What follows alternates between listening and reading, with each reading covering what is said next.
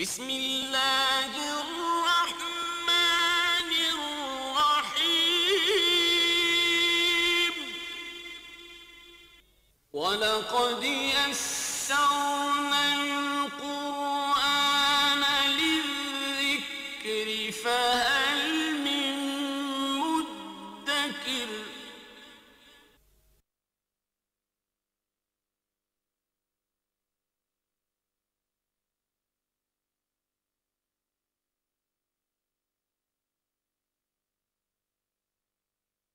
الحمد لله وكفى والصلاة والسلام على عباده الذين اصطفى خصوصا على أفضلهم وخاتم النبيين محمد الأمين وعلى آله وصحبه أجمعين أما بعد فأعوذ بالله من الشيطان الرجيم بسم الله الرحمن الرحيم سبحان الذي أسرى بعبده ليلا من المسجد الحرام إلى المسجد الأقصى الذي باركنا حوله لنريه من آياتنا إنه هو السميع البصير صدق الله العظيم رب اشرح لي صدري ويسر لي أمري واحلل عقدة من لساني يفقهوا قولي اللهم ألهمني رشدي وأعذني من شرور نفسي اللهم أرنا الحق حقا وارزقنا اتباعه وأرنا الباطل باطلا وارزقنا اجتنابه اللهم رب زدني علما آمين يا رب العالمين. ہم اللہ کے نام سے سورہ بنی اسرائیل کے مطالعے کا آغاز کرتے ہیں. 15واں پارہ بھی یہیں سے شروع ہوتا ہے. گویا ہم قرآن مجید کے قریباً وسط میں پہنچ چکے ہیں. سورہ بنی اسرائیل اور سورہ کہف یہ دو صورتیں ساتھ ساتھ ہیں اور ایک پیئر کی شکل میں ہیں. بہت سی مشابہتیں ہیں ان میں ظاہراً بھی اور معناً بھی. ظاہری مشابہتوں میں ایک تو یہ ہے کہ دونوں صورتوں کے 12 رکوع ہیں. آیات کا معاملہ بھی ایک صورت کی آیات 111 ہیں، دوسری کی 110. آغاز کلام جو ہے ان میں بھی بڑی معنوی مشابہت ہے. سورہ بنی اسرائیل کا آغاز تسبیح باری تعالیٰ سے ہے. سبحان الذی اسری بعبدہ لیلا من المسجد الحرام. اور سورہ کہف کا آغاز تحمید سے ہے. الحمد للہ الذی انزل علی عبدہ الکتاب ولم یجعل لہ عوجا. آغاز ہی کی طرح جو اختتام ہے اس میں بھی بڑی مشابہت اور مناسبت ہے.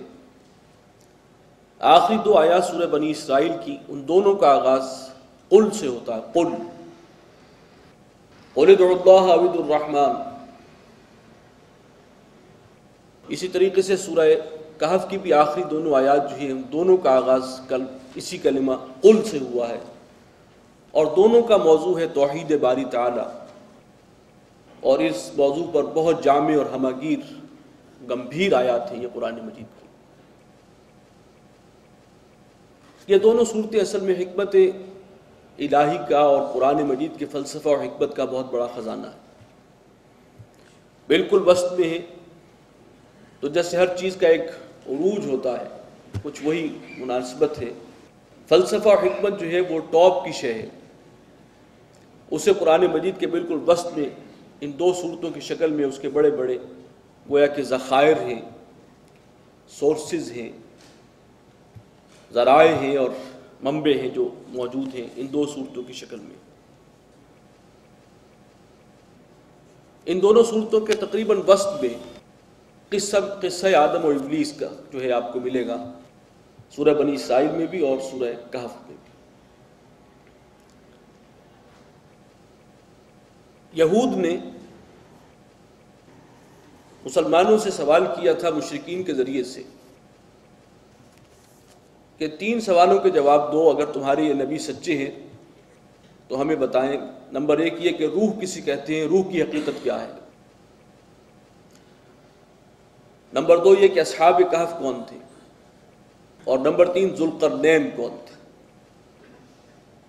تو یہ بڑے ہی علمی سوالات ہیں، یہ سوالات کیے گئے، اور چونکہ یہ صورتیں ان صورتوں میں سے ہیں جو ہجرت سے متصلاً قبل نازل ہوئی ہیں، تو اس کی بھی گویا تیاری تھی کہ اب یہود سے سابقہ ہونا ہے، تو پہلے سے ان کے ذہنوں میں جو خلجان ہے اس کو دور کر دیا جائے، اور جو سوالات انہوں نے امتحاناً پیش کیے ان کا بھرپور جواب جو ہے وہ انہیں مل جائے۔ چنانچہ روح کے بارے میں جو سوال ہے اس پر گفتگو ہے سورہ بنی اسرائیل میں، اور بقیہ 2 سوال اصحاب کہف اور ذوالقرنین کے بارے میں، ان پر گفتگو آپ کو ملے گی سورہ کہف میں۔ اور بھی بہت سے پہلو ہیں، لیکن اس وقت ہم آگے بڑھتے ہیں، اس لیے کہ زیادہ وقت نہیں ہے ہمارے پاس ان تفاصیل کے لیے۔ بسم اللہ الرحمن الرحیم۔ سبحان الذی اسریٰ بعبدہ لیلا من المسجد الحرام الی المسجد الاقصی۔ پاک ہے وہ اللہ کے جو لے گیا اپنے بندے کو راتوں رات مسجد حرام سے مسجد اقصی تک۔ یہاں حضور صلی اللہ علیہ وسلم کے سفر معراج کا پہلا حصہ ہے جس کا تذکرہ یہاں سورہ بنی اسرائیل میں ہے۔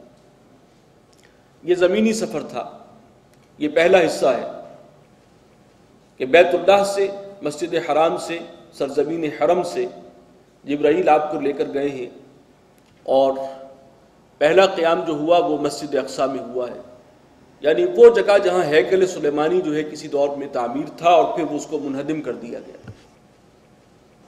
بعد میں عیسائیوں کا وہ معبد بنا ہے، کیونکہ عیسائیوں کا قبضہ رہا بعد میں۔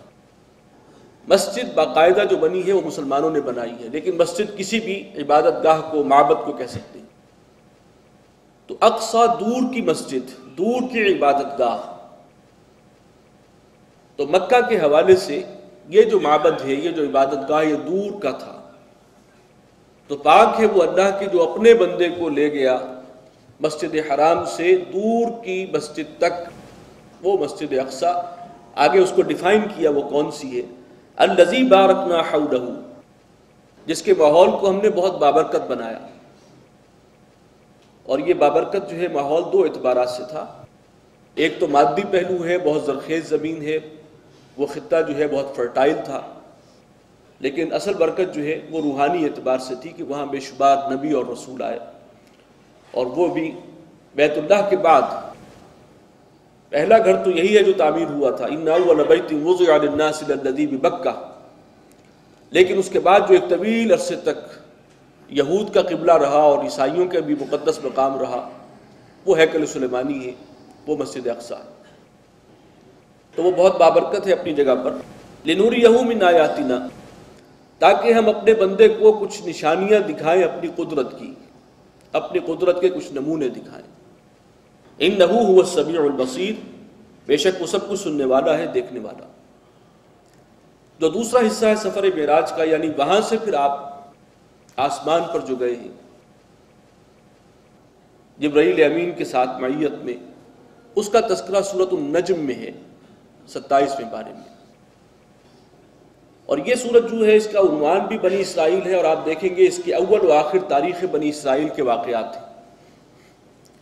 خاص طور پر شروع میں پہلے رکوع میں بنی اسرائیل کی تاریخ کے 2 عروج اور 2 زوال، یعنی حضور صلی اللہ علیہ وسلم تک جو ان کی ہسٹری تھی پوری 2000 برس کی، چند آیات میں ان کا بڑا جامع خلاصہ ہے جو اللہ تعالیٰ نے پیش کیا ہے ہمارے سامنے، اور یہ علمی اعتبار سے ایک بہت بڑا خزانہ۔ اس کے آغاز میں یہ بات کہنا کہ اللہ تعالیٰ نے اپنے بندے کو جو ہے وہ مشاہدہ کرایا اور وہ لے گیا مسجد حرام سے مسجد اقصی تک، یہ اصل میں اس بات کی علامت ہے کہ یہ دونوں جو محترم مقامات ہیں، ان دونوں کی تولیت اللہ تعالیٰ نے حضور صلی اللہ علیہ وسلم اور آپ کی امت کے حوالے کر دی۔